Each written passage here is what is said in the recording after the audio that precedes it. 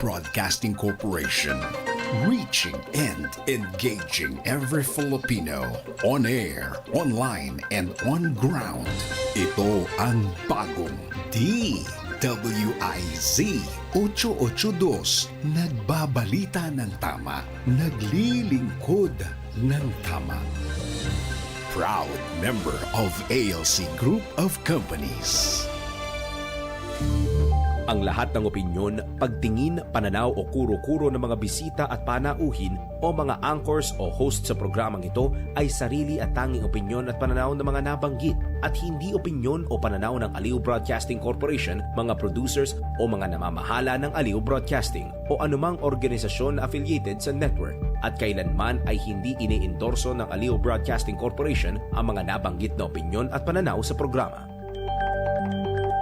Ang programang ito ay hatid sa inyo ng Petron. Petron knows you deserve only the best. Ang programang ito ay hatid sa inyo ng Pagcor. Moving forward kami sa Sulong na Bayan. Ang inyong paboritong public service program ay susulong na naman. Maririnig kami sa bagong time slot na alas 5 hanggang alas 6 ng gabi. Lunes hanggang Biyernes. Sa prime time slot na ito, higit na maraming listeners at viewers ang aabuti ng aming iba't ibang segments tulad ng Gospel Verse a Day, balita sa special sectors tulad ng OFW, senior citizens, Chinoy community at iba pang makabuluhang sektor. Makakasama ang veteran journalist na si Loli Acosta. Mabuhay! Sulong na Bayan!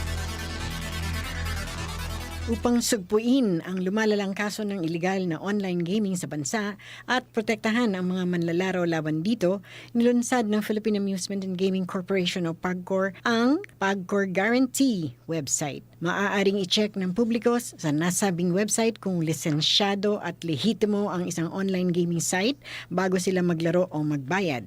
Regular na ina-update ang website at may direktang link ito sa mga lisensyadong gaming platforms.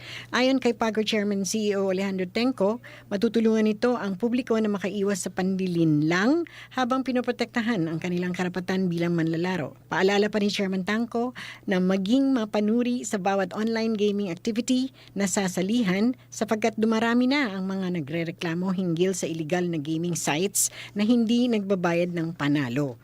Para sa karagdagang impormasyon, bisitahin ang www.pagcor.ph/pagcorguarantee.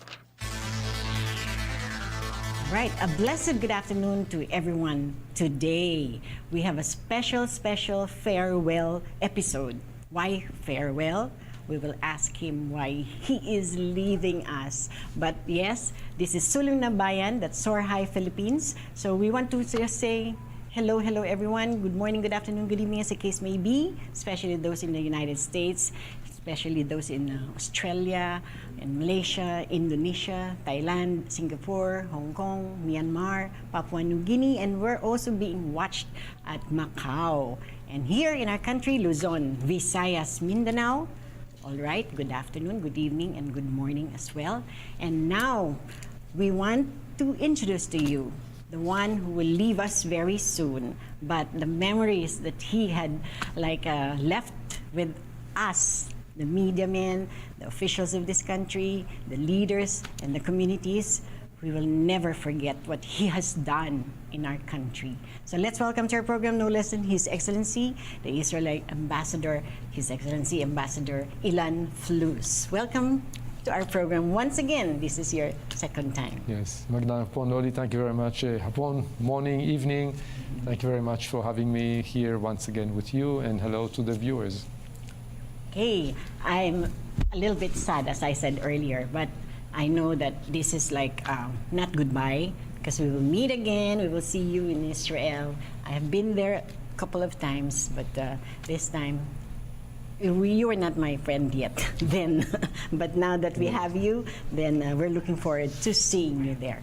Okay, let's dive in. How would you summarize your 4-year mission as the ambassador of Israel to the Philippines? Wow, that's a tough question, but let me say one word. Okay. Successful. Without going into details, but I think these were really meaningful years, both for me personally, but I think also very meaningful and important for the relations between Israel and the Philippines, and we have invested so much to promote the relations, if it is on the formal diplomatic side and the government to government, but also on the people to people, and so much more connections and new relationships. Yeah, I think it's countless times that you really helped everyone in this country. So the 4 years, like, so fast. Yes, Time very flies fast. so Yes, fast, and and we are like, I don't know how you say it, we still want more. But yeah, let's go to my next question. What were the main goals you set out to achieve when you began your tenure, and how successful, you were saying it's really a success, but how successful were you in accomplishing them? So my team and many people who know me know that I came here already with a very clear vision, which I always insisted to remind me, my team, and the people working with me.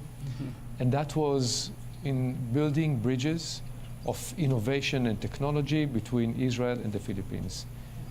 These bridges, which I'm talking about, of course, when you bridge between our two countries, is Israel as a source of innovation, of startups, of technologies that are being used globally. And we all know that I always talk about this, every smartphone has Israeli components. Cherry tomato, GP irrigation, Viber, Waze, so many technologies are serving humanity. And so my goal was to bring technologies, relevant technologies from Israel, and to make sure that they are implemented in the right way here in the Philippines. So this was my vision. I have to say that it was interrupted, unfortunately, in a certain stage, October 7, 2023, when the Hamas, the very known Hamas attack against Israel, slaughtering, murdering 1,200 Israelis, and also 4 Filipinos. This really was not only a trauma in Israel, but it was a shock, I think, for me, myself, personally, and also diplomatically. It brought a new dimension to our relations, which includes 4 Filipinos that were murdered in Israel. And how do I continue in engaging with the families? And also, we made sure that those families will continue to get support from the Israeli government for life.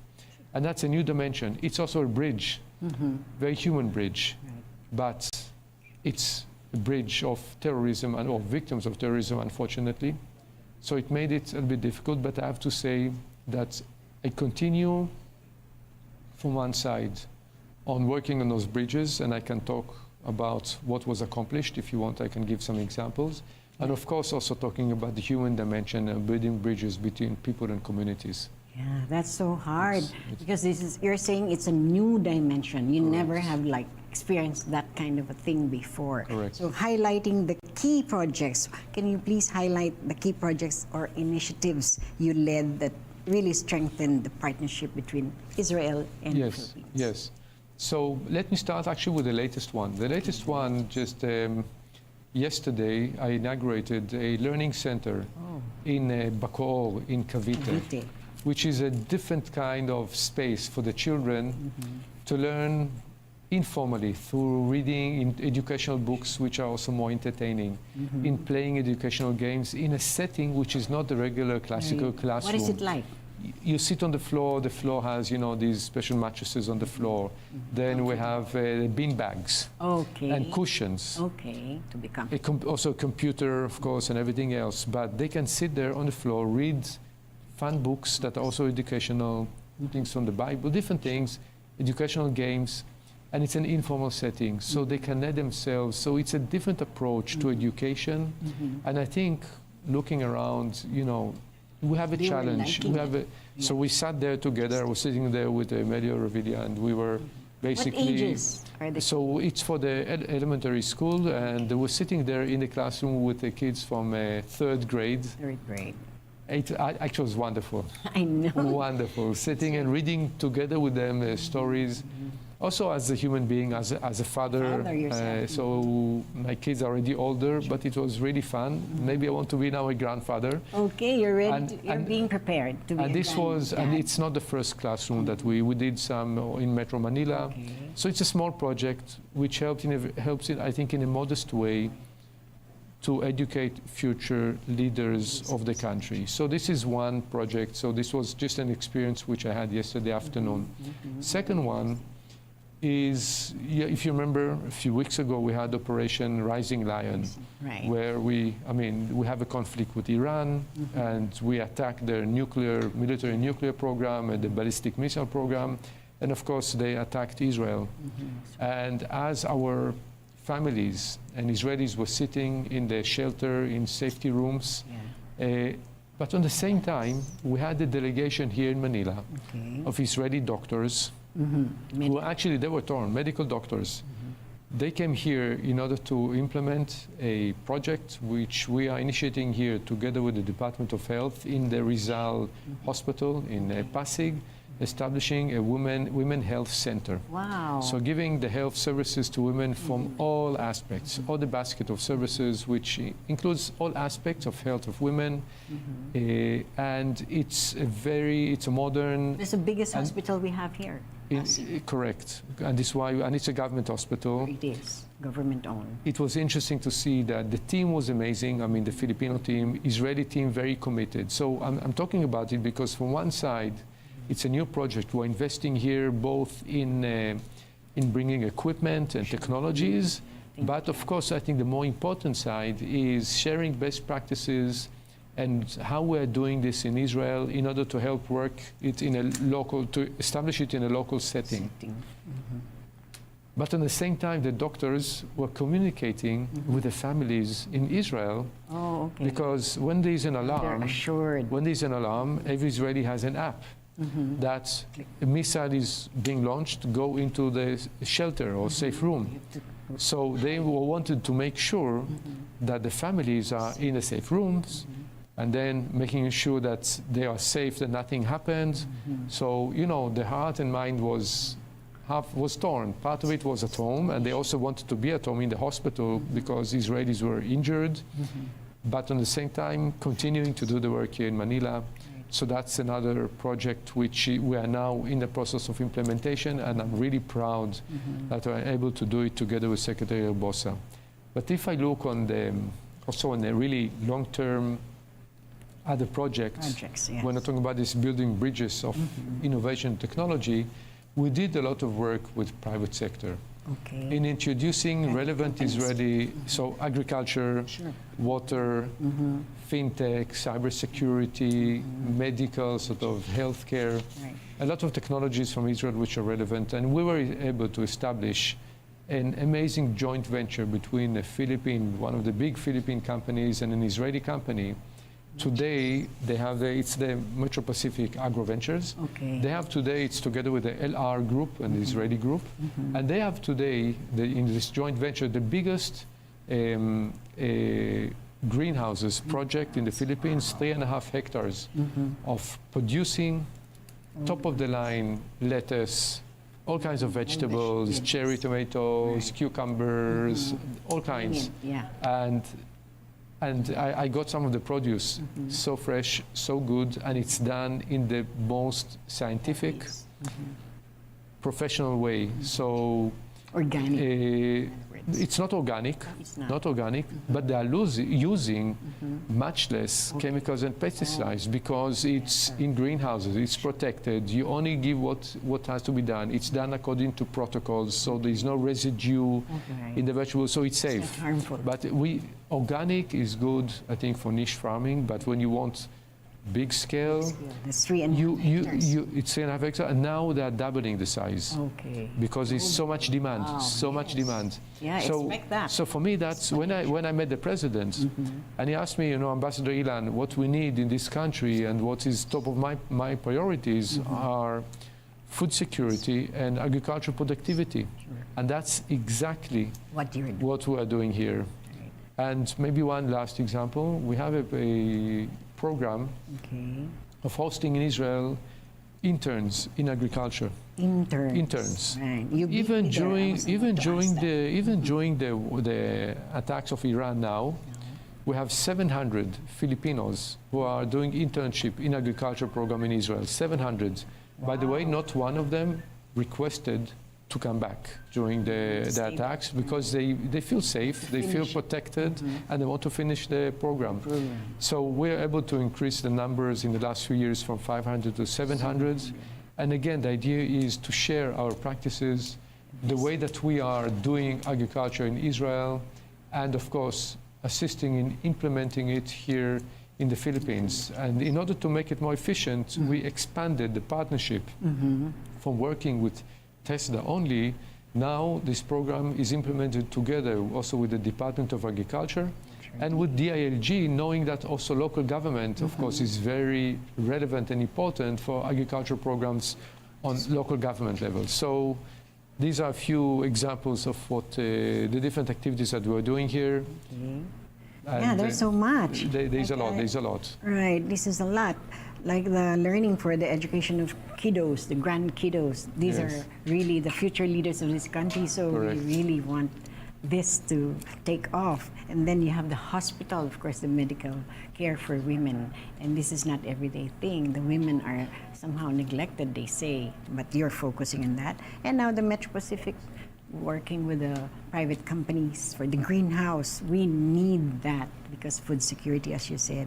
And now the intern, I was to ask that, Mr. Ambassador, will you still continue, whether you're leaving us very soon, but that project of yours from 500 to 700 increased in internship. Correct. Will you still continue that? kind of Absolutely. There is a commitment of the Israeli government to continue. So we are now actually in the process of, the organizations who are running the program are now in the process of selecting the next batch of 700 to go to Israel. The next batch. So because it's a full academic year, so you need all the preparations to be done. The Israeli farmers have to know that the interns are coming, the learning centers there, so everything is in motion, and that's fantastic. We're also trying to increase the number of people who are professionals who are going to Israel for short training. If you remember, during the attack now of Iran on Israel, we had some Filipinos in Israel who were official guests of the Israeli government, of the embassy. Who were there exactly local. There were some mayors, 70. There were 21. But they were safely. They were safely repatriated back to the Philippines. We took care of bringing them back because they were our guests. And I can tell you, they were staying in shelters. They felt safe. And I saw some of them doing it, they were staying in a kibbutz hotel. So in a setting of a kibbutz, which is like more of a community. It's not a big city. So there's a lot of grass lawns outside. And then you see some of them taking their TikToks, doing all the social media activities. Even if we're like going through these tough times, we can still manage to. So they were not panicking at all. They were very relaxed, and we took care. And I saw, the table with the food.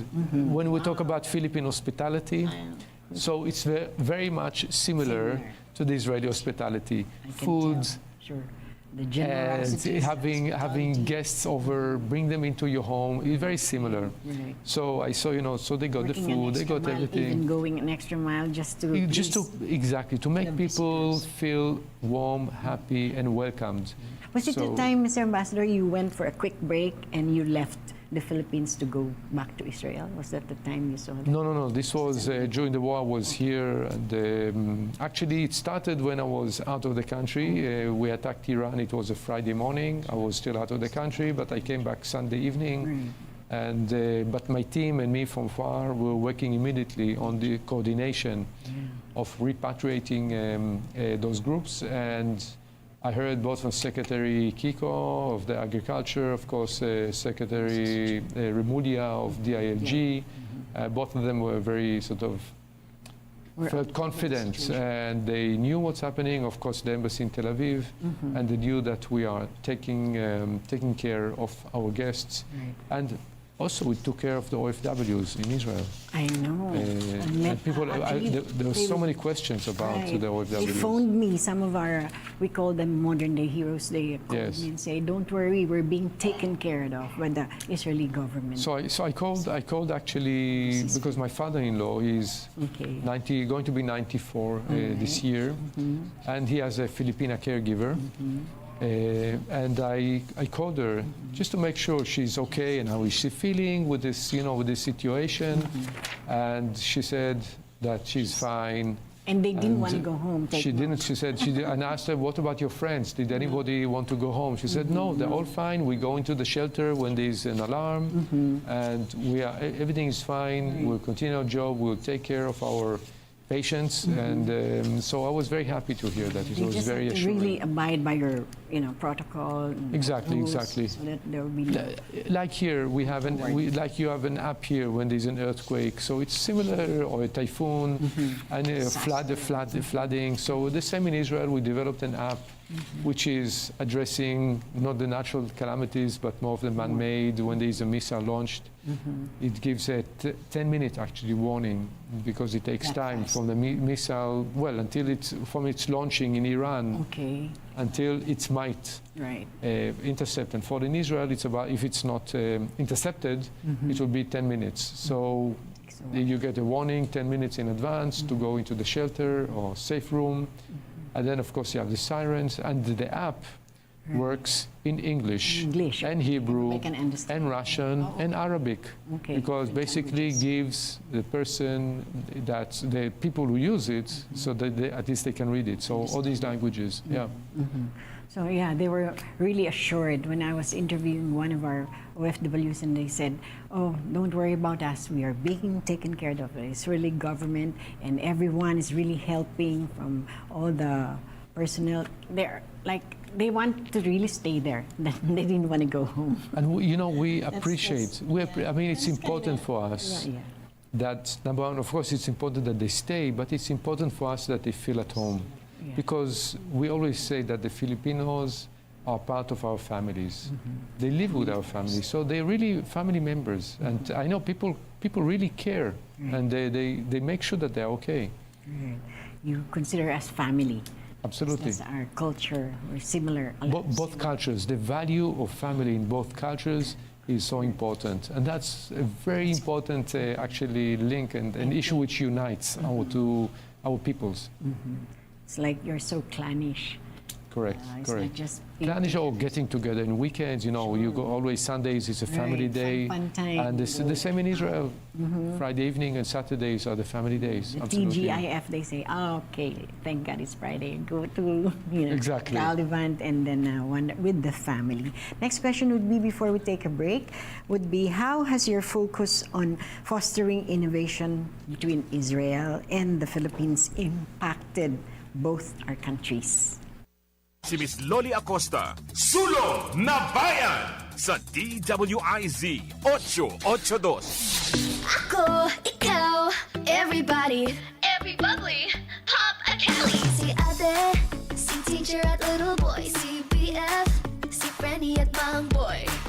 Every bubbly, pop a Cali. Pati flavors, peanut bubbly, pineapple, Cali bubbly, apple, Cali bubbly, light, Cali bubbly. You, me, sila, sweet. Everybody, every bubbly, pop a Cali. Magnolia, feeling good, sarap. Panatilihing masaya ang paglilibang. Magtakda ng oras at limitahan ang gastos sa paglalaro. Huwag magsugal kung nalulungkot. Huwag hayaang makasira ng buhay at pamilya. Para sa impormasyon ukol sa responsible gaming, bisitahin ang www.pagcor.ph. Isang mensahe mula sa Pagcor. Gambling is for 21 years old and above only. Gambling can be addictive. Know when to stop.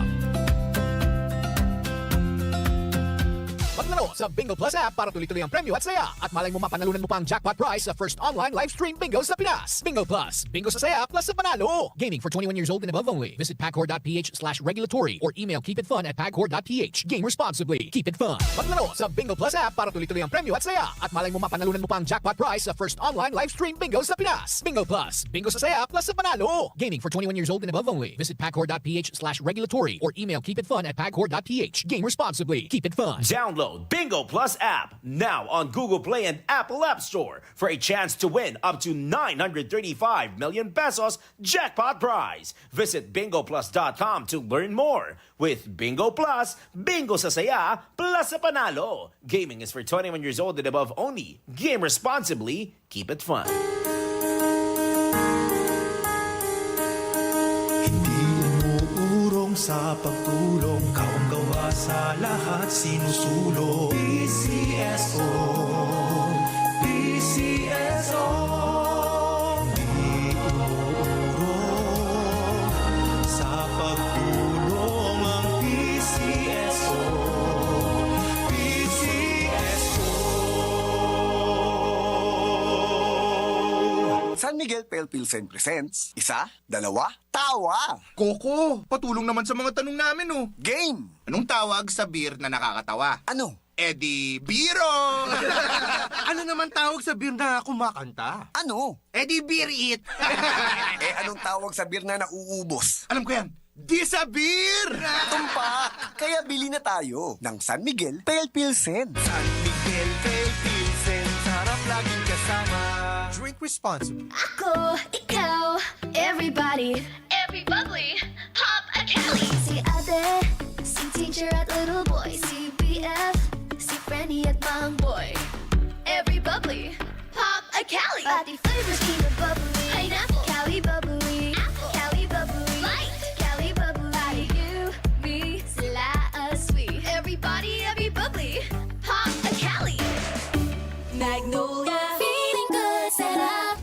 Papalakas ng papalakas, palinaw ng palinaw, mga balita at impormasyong naiintindihan dahil malinaw mong nalaman. Tutok lang sa DWIZ mula umaga hanggang gabi. Updated on air and online.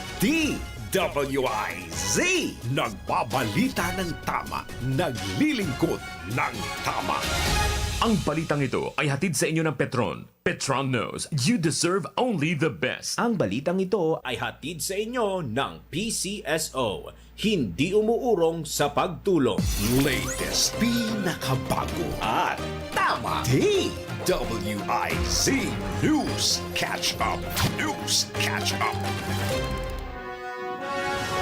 Pilipinas, narito na ang mga tamang balita sa oras na ito. Pamahalaan, iginiit na si Secretary Ted Herbosa pa rin ang kalihim ng DOH. Alamin ang detalye mula kay Patrol 13 Gilbert Perdez. Si Secretary Ted Herbosa pa rin ang kalihim ng Department of Health. Ito ang ipinaabot na impormasyon ng DOH spokesperson Asek Albert Domingo matapos lumabas ang report na di umano'y isinailalim ito sa preventive suspension si Herbosa dahil nga daw sa ilang issue. Sa katunayan, sinabi ni Domingo na nasa Kongreso pa itong si Herbosa ngayong araw kasama ang iba pang mga opisyal ng DOH at nagbigay ng briefing sa mga mababatas hinggil sa mga budget priorities for public health ng administrasyon. Ibinahagi rin Domingo ang ilang larawan ni Herbosa na kuha sa Kamara ngayong araw kasama ang ilang DOH officials at mga kongresista. Patrol 13 Gilbert Perdes para sa himpilang may todolas. DWIZ nagbabalita ng tama, naglilingkod ng tama. DWIZ News Catch Up. News Catch Up. 16 million pesos inila ang pondo sa PCO upang labanan ng fake news at disinformation online. Detalye sa live report ni Patrol 30 Jelly Mendez. Binigyan din ni PCO Secretary Dave Gomez na aabot lang sa 6 na milyong piso at limitado lang ang pondong inilaan ng Presidential Communications Office.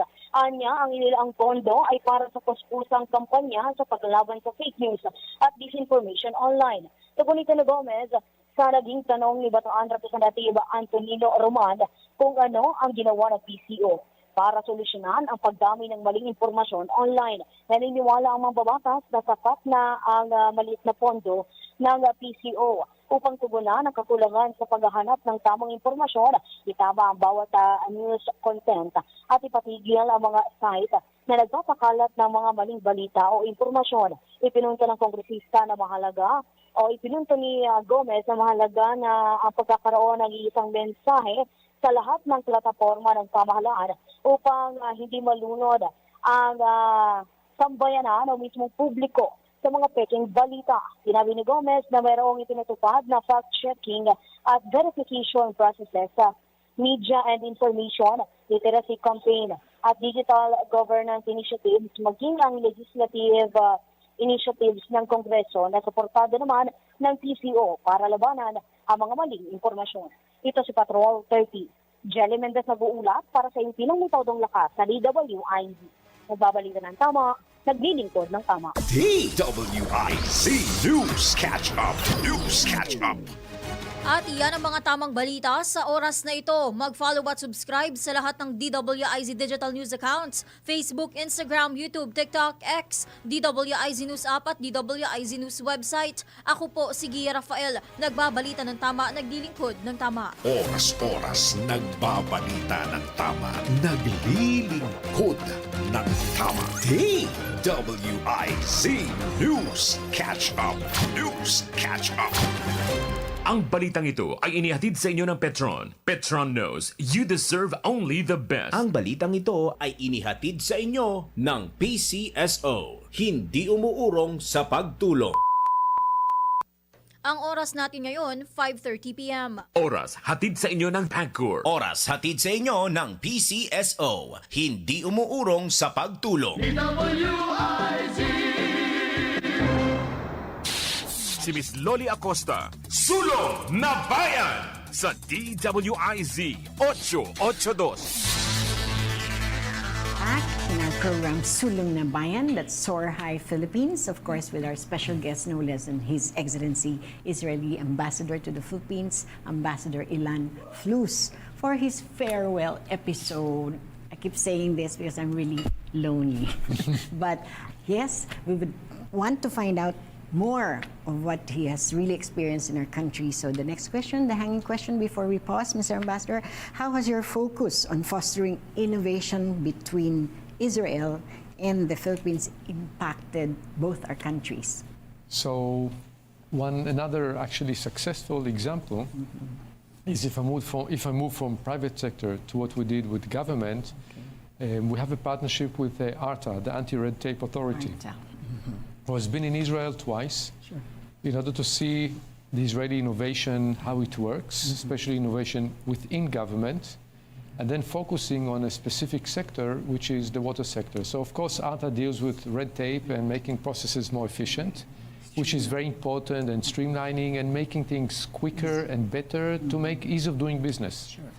And just recently, they were able to launch the end of this process of on the issue of water permits, etc. And this work was based on Israeli knowledge, on a visit to Israel, Israeli expert who came here and did a workshop here in the Philippines on the Israeli water management and regulation. So we had a lot of exchanges, and that led already to a working streamline within ARTA. So this is an example of how we're helping on regulation, on processes, on government work, which, you know, I'm also part of government, and government is known to be sometimes slow and bureaucratic. Slow, yeah. So it's nice to see that Israel is able to assist in those really processes and making them. So ARTA today, I consider ARTA really a very close agency to me, to Israel. Secretary Perez, the head of ARTA, is also becoming a very good personal friend. So this is an example. We also worked with DOST. Okay, that's science. And yes, on innovation, because they are also promoting innovation, more on the more basic side of innovation coming from the academe, of course, and research universities. We were able to have a visit to Israel, so and including an agreement which was signed between the DTI and the Israeli Innovation Authority on innovation within the startups, more looking on the a little bit let's say the next stage after the OST is more of the small businesses and the startups. So we're trying to work in the different aspects of innovation, in promoting collaborations, in sharing practices in order to assist. Best practices. Exactly, best practices. And how Israel has become really a global hub of innovation. It's, you know, it's called the Silicon Valley of the Middle East. Okay. Most of our, today most of our experts are, and the GDP is more from the high-tech sector. Right. So we wanted to share this experience. It's very interesting that even after the October 7 attack on Israel, and we're in such a complicated situation in a war, you would think that investors will not come to Israel. Frightened. Yes. And it's so impressive to see that investments in Israel continue to come in. If it is on cybersecurity, just a few months ago, an Israeli company was sold to Google for $23 billion. Wow, that's amazing. Which is dealing with cybersecurity, with clouds. But it shows, I think for me, it shows the resiliency of the Israeli economy, of the Israeli startup scene in Israel. And Israel is still very attractive and very interesting. And I want to bring this attractiveness to the Philippines. I'm also working with another organization, the Manila Angels Investment Network, Maine. It's an organization of investors, and I'm in touch with other investors in the Philippines. In the same thing of introducing the Israeli startup and technologies to identify interesting opportunities for making money, for investing. So we're touching, exactly, revenues. Basically, look, private sector, which is the most important engine for growth in a country, has to make profit. Unlike government, we need to invest into assisting the country in development. Private sector, of course, is part of development, but their aspect, and that's why I think it's very important, is to make a profit. That's why it's more sustainable. So I'm working a lot with the private sector. Imagine convincing all these foreign investors to exactly. And I'm working these days with a couple of Israeli companies who want to invest in the Philippines. For what? In agriculture. Okay. You know, food security. Why is Israel so advanced? Yeah. Why? What's the reason? Because of because Israel is a very small, but why agriculture? And why water? And why cybersecurity? Because we are a barren city and a barren land. Exactly. Who would have thought? I was there in Israel and I saw, amazing, all the greens, all the agriculture, all the plants booming, all that. While you know that 50% of Israel is dry land. That's right. Not enough water, not enough, and it's a small country. It's 1/5 of Luzon Island. So the Israeli approach is maximizing outputs, so productivity, and minimizing inputs, less soil, less water, less investments. Exactly, drip irrigation and all kinds of technologies. So saving water, but at the same time having more produce.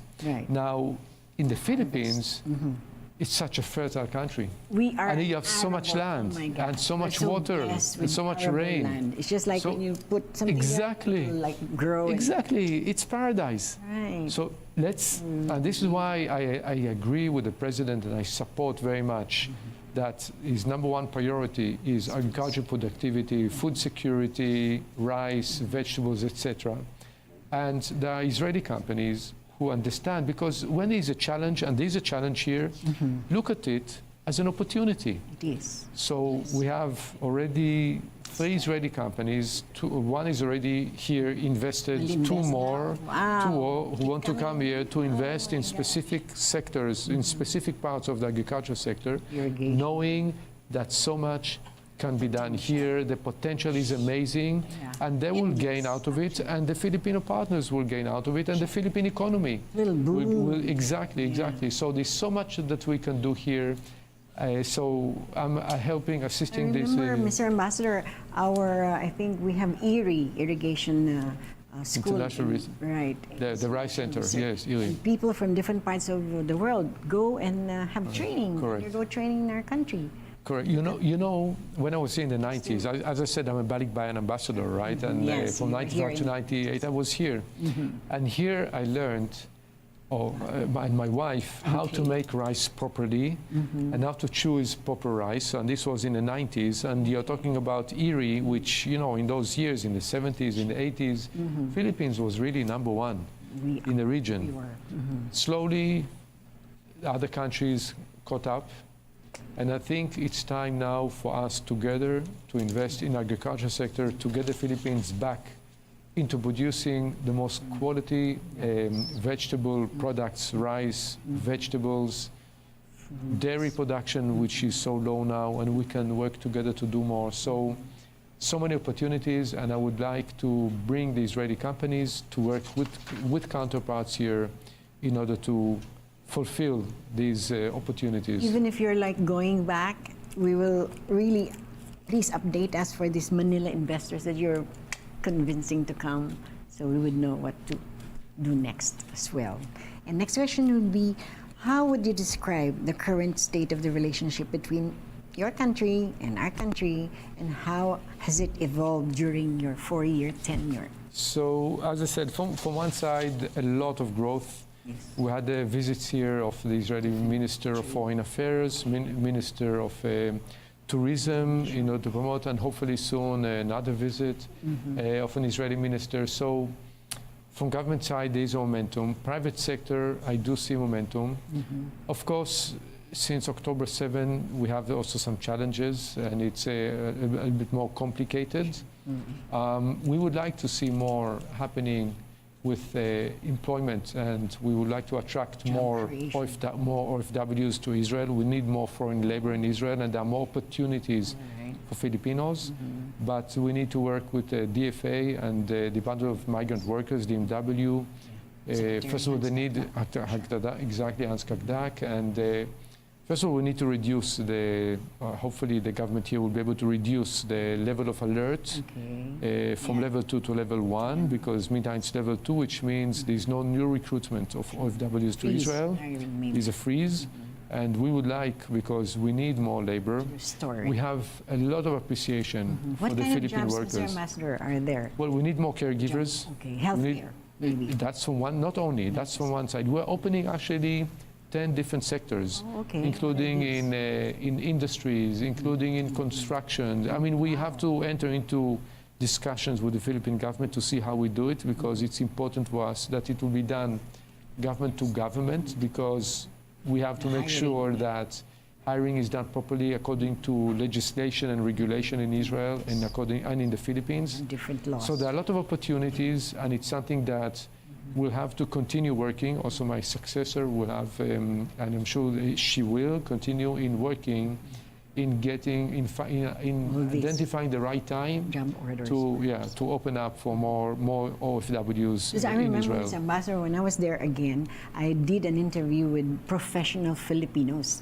They're not just lowly salaried, because they're high in their profession. One is, I think, an architect. The other one is a professional singer. In fact, there's like I don't know what kind of competition was that. Israel Got Talent. Yes. Filipina won. Correct. Was able to do an interview. Oh, really? We're so proud of her. She sings very beautifully, and the voice is so impactful. So these are, what am I saying? These are highly skilled. So you still need highly skilled? So we need a combination, depends on what sectors, but we need skilled people. I would say not like doctors, but again, depends on the different sectors. And it's important to say, even the caregivers, we can say from one side that they're not skilled or highly trained, but on the other hand, they're so important, and they are. The salaries are good. I mean, there's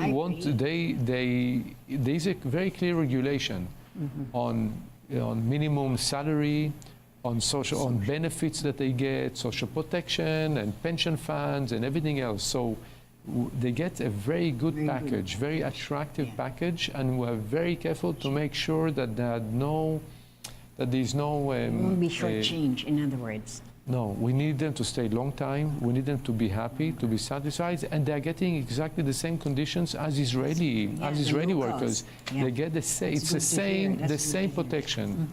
Okay, when we come back, when we return, we will ask the good ambassador how is he preparing to go back to Israel. But we have to pause for another break. Ang oras sa Pilipinas, 44 na minuto makalipas ang alas 5 ng hapon. Oras hatid sa inyo ng PAGCOR. Oras hatid sa inyo ng PCSO. Hindi umuurong sa pagtulong. Si Miss Loli Acosta, Sulong na Bayan sa DWIZ 882.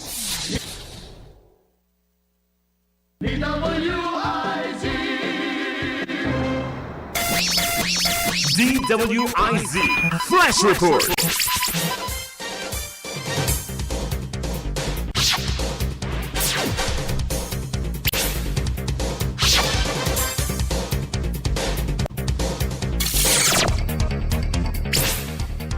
General Nicolas Torre III walang sama ng loob matapos sibakin bilang hepe ng PNP. Detalye ng balita mula kay Patrol 30 Jelly Mendez. Walang hinanakit at hindi masama ang loob ni dating PNP Chief General Nicolas Torre III makaraang sibakin nga sa kanyang pwesto bilang hepe ng Philippine National Police. Sa ambush interview sa Kamara ay sinabi ni Torre na kanyang nirerespeto ang naging desisyon na siya'y alisin sa pwesto, maging ang opinion nga ni dating PNP Chief at ngayon ay Senator Panfilo Lacson sa kanyang ginawang hakbang sa PNP. Sinabi ni Torre na wala siyang pinagsisisihan dahil sa tagal niya sa kanyang serbisyo, hindi na umano bago ang ganitong uri na sitwasyon. Nang matanong naman kung handa siyang tumanggap ng bagong posisyon sa gobyerno, sinabi ni Torre na ayaw niya munang pangunahan ang desisyon at mas makabubuting hintayin na lang ang opisyal na announcement kung may aalok na bagong trabaho man sa kanya.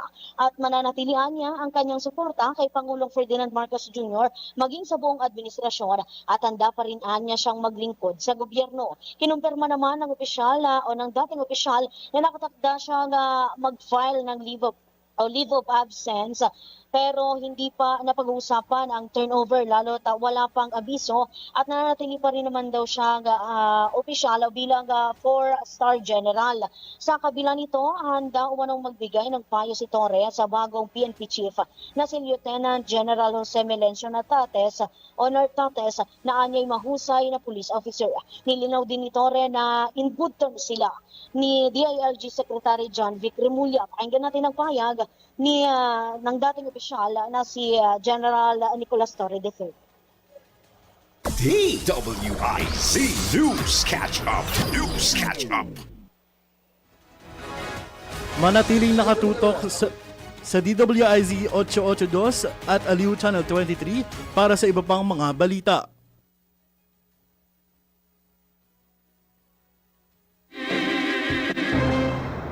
Ako, ikaw, everybody, every bubbly, pop a Kelly. Si ate, si teacher at little boy, si BF, si Frenny at mang boy. Every bubbly, pop a Kelly. Pati flavors keep it bubbly. Pineapple, Cali bubbly. Apple, Cali bubbly. Light, Cali bubbly. You, me, sila sweet. Everybody, every bubbly, pop a Kelly. Magnolia, feeling good, sarap. Panatilihing masaya ang paglilibang. Magtakda ng oras at limitahan ang gastos sa paglalaro. Huwag magsugal kung nalulungkot. Huwag hayaang makasira ng buhay at pamilya. Para sa impormasyon ukol sa responsible gaming, bisitahin ang www.pagcor.ph. Isang mensahe mula sa PAGCOR. Gambling is for 21 years old and above only. Gambling can be addictive. Know when to stop. San Miguel Pale Pilsen presents, 1, 2, tawa! Coco, patulong naman sa mga tanong namin oh. Game! Anong tawag sa beer na nakakatawa? Ano? Biro! Ano naman tawag sa beer na kumakanta? Ano? Beer it! Anong tawag sa beer na nauubos? Alam ko yan. Di sa beer! Tumpak! Kaya bili na tayo ng San Miguel Pale Pilsen. San Miguel Pale Pilsen, sarap laging kasama. Drink responsibly. Hindi umuurong sa pagtulong, kawang-gawa sa lahat sinusulong. PCSO, PCSO.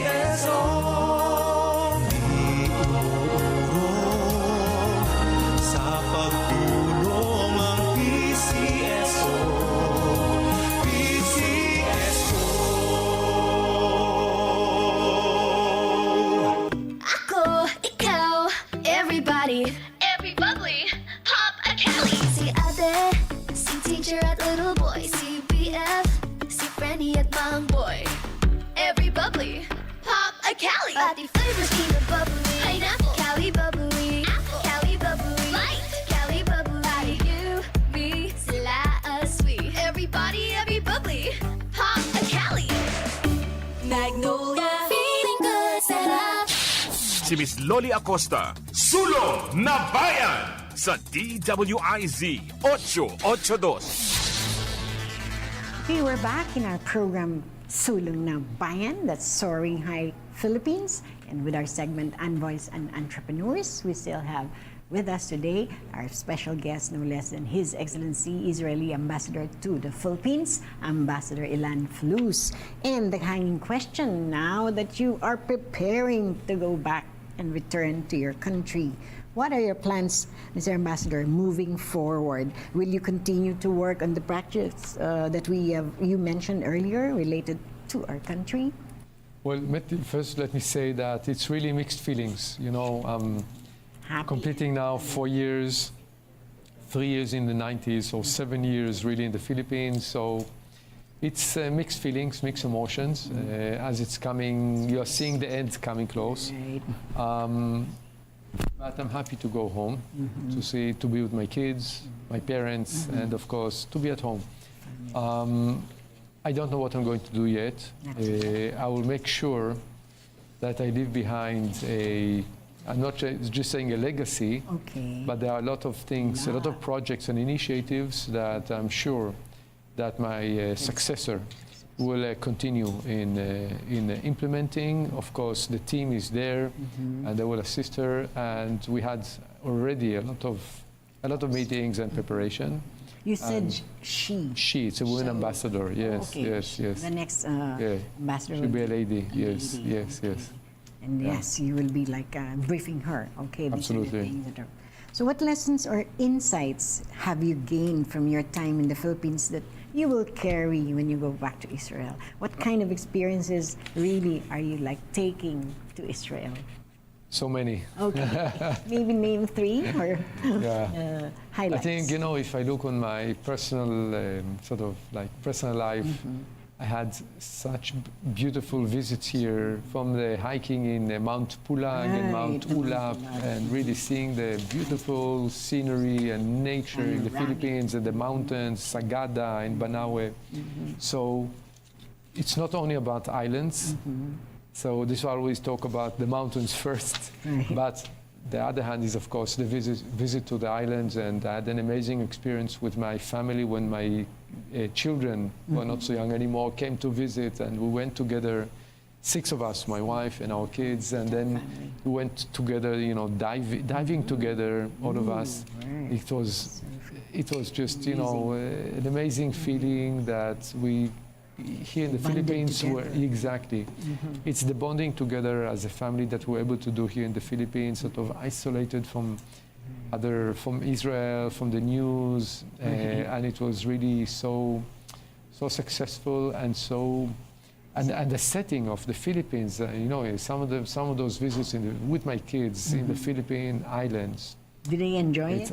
It was fantastic. Kiddos, and also, you know, 31 years old. They're young adults. But you love hiking, Mr. Ambassador. Yes. So when you do that or you walk, does it take away a little bit of your stress? That's the whole idea for me. When I go hiking or diving, and the first thing I did after I arrived here, I think like 3 or 4 weeks after I arrived, I did my certification that I can dive safely and properly, and that's one of the ways to de-stress. And I add to it, of course, the running in different places in the Philippines. I like to go running. Right, because our chairman, D. Edgar Cabangon, the chairman of our ALC group of companies, is your walking buddy. Yes. You like jogging buddy. Exactly. They do that all the time. Yeah. Again, the takeaway, what other experiences will you bring to Israel? So I take with me also the Philippines. I mean, I would say the Filipinos are the kindest people on earth. It's something I always say. the warmth, the openness, the hospitality, and it comes also from the issue what we said before about the family, the value of family. And that's something that you don't have in many places. Really? And I do think that it's also something in common between the Jewish and Israeli tradition and the Filipino approach and tradition. And that's why I came to appreciate it so much, and it's something that I will carry with me, because in a way I'll miss it a lot. But it's the lesson here is it's not always that we need to work through our intellect and the brain. It's also a community. We are human beings. It's the heart. It's not only the mind, it's the heart, which is very important. And it's the same in Israel. When we see the people, with the war and all these analytics and analysts who are criticizing us from all kinds of pure scientific way, come to Israel, see who we are, understand who we are. And I think the same is in the Philippines. And you understand also where we're coming from, you understand reality, you understand the situation, and then I think you see things in a very different perspective. But if I go back, I would say taking the lesson of how important it is to be kind and warm to other people. It changes the dynamics. Right. It's so important. A whole lot is changed and transformed because you're coming, your behavior is exhibited in a kind manner. So the people you'll be talking with will also do the same. Exactly. And to you, and they look at you as a very sincere in your integrity. Is Exactly. Exactly. Excellent. So of course, you have to. You still have to be analytic in a way and to understand what you are doing to be professional. Right. But you must add to it this dimension of warmth, of sincerity, of the heart.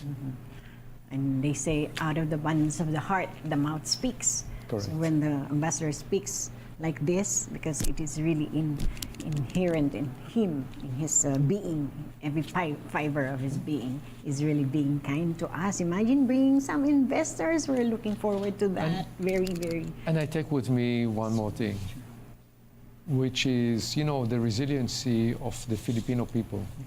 Because this is a country that, and you suffer every year from at least 20 typhoons, at least. We are visited by typhoons. Typhoons, and then you have the earthquakes, and then you have the volcanoes. So natural disasters are something in common. Unfortunately, are common here. And I made it a point to visit communities in order to bring some assistance after disasters, after typhoons. Food packs, water purification systems, shelter. It depends. And you engage with the community. And you see that people, lost everything, but they're still smiling. They still manage to smile. Yes. Because you know that tomorrow is another day. Yeah, but but in some places people would become, depressed, maybe aggressive, maybe negative, So, and here that's not the case, and it's something. So for me, it was important to go out, first of all, to be with the people who need the assistance, to be with them, and also I learned from them. Really? To be this resiliency. By the way, yesterday we had a webinar of Israeli medical doctors who are basically in charge of the trauma and emergency units in a hospital, especially in light of the war now, sort of the attacks from Iran, on preparedness of hospitals for such disasters and emergencies.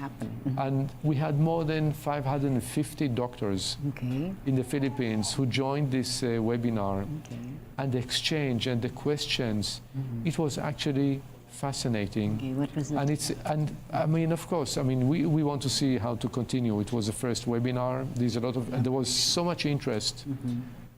Israel, we invest a lot into Filipinos, it. most of them. Filipino doctors here in the Philippines. It was done with the Department of Health here. DWIZ. So Israeli doctors by Zoom joined, and we gave the presentations, including medical insights on treatment and things like that, on what kind of teams have to be waiting for the victims, etc., etc. Fascinating discussion. But again, this is something on emergency preparedness, on disasters, in sharing experiences, how to do it better, how to serve our people better. And this is exactly when I talk about the human dimension.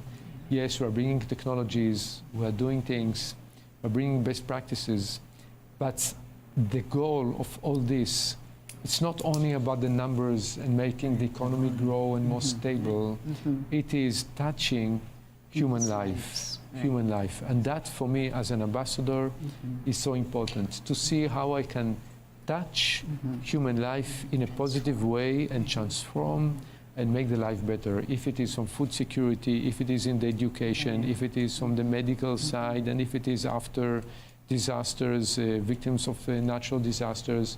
And maybe one last thing, which was also very personal, is me and my wife. We we came close to a shelter, a house for girls who are victims of human trafficking and sexual abuse, and run by nuns.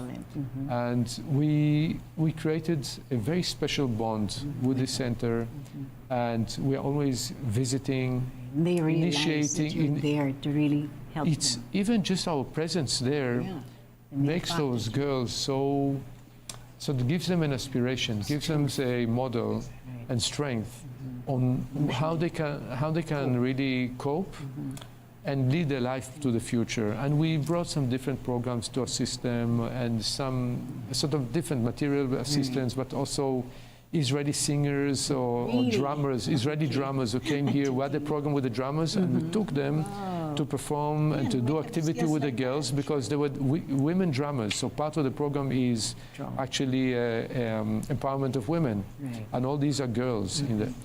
Actually, the Israeli drummers were in tears. They were in tears. They were so moved by the girls. So that's a feat. That's another.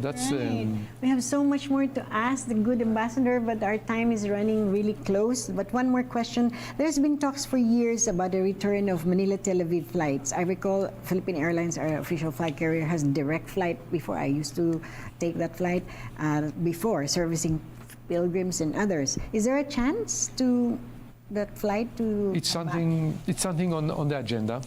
And now Philippine Airlines has a new president and CEO, which I'm supposed to meet.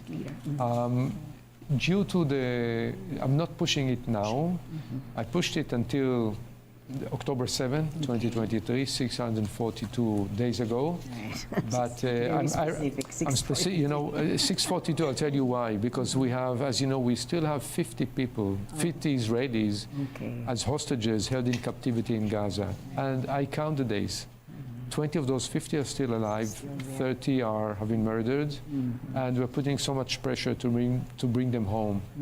Every day that they are there is another day of torture, and that they can die. So it's so important to bring them home. So this is why I know exactly how many days, because we count the days. So, but if I go back, I spoke to Philippine Airlines. End of the day, an airline is a private sector. They need to make sure that they have an income of those flights, and that it brings an income. It's a commercial activity. Right. So I'm sharing with them the numbers and the way we see it. And I really hope Philippine Airlines will have direct flights, because when you have direct flights, it's strategic. It makes connectivity. It makes it so easy that people can go and visit and do business, tourism, pilgrimage, work, how everything. Far is it? What's the proximity? It will be about, if the direct flights, I think will be about 11-hour flights, something like that, So it's not so bad, it can be done. But of course, it's a question of priorities, of the fleet that they have or they don't have, and they have also other, aircrafts, they have also other lines. How do they give the service better to their clients? So it's up to them to decide, but certainly it is on my agenda, because direct flights, it's a strategic element which will bring the two countries closer. Closer. Exactly. And talk about closer. Okay, if you could leave one message to us, the Filipino people viewing you right now, as you conclude your mission, what would it be?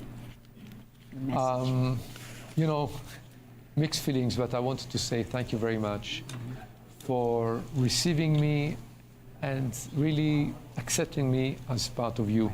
Family. Because exactly, part of the family. I wanted to say maraming salamat. Thank you very much. In Hebrew we say toda rabba, because it made my life here, my work here, my wife's stay here so much easier, and it gave me confidence in implementing my vision of building bridges of innovation and technology and people between our two countries. And I'm living with mixed emotions, but on the other hand, I know that the relations are so stable and are in a positive momentum, and I'm living with a message of let's continue to work together in bringing those relations to the next stage. But most of it, I wanted to say, really, for me, the main message is thank you very much for being who you are, the kindest people on earth, and I hope we can, I'm sure, we'll keep this special bond and special relationship. Thank you. Thank you, Sukran, and thank you so much. And inshallah, I say, and God bless you and your trip, and have a safe trip. And yes, what we learned from the good ambassador is the word love. I think he has so much love in his heart. Out of the abundance of his heart, he exhibited love in those 4 or actually 6 years in his stay in our country, and that's why he was able to really bond with us together as like a family. So thank you for your love, and we wish you love wherever you're going again to Israel. God bless everyone. Thank you, Mr. Ambassador. Thank you very much. Thank you. Si Miss Loli Acosta,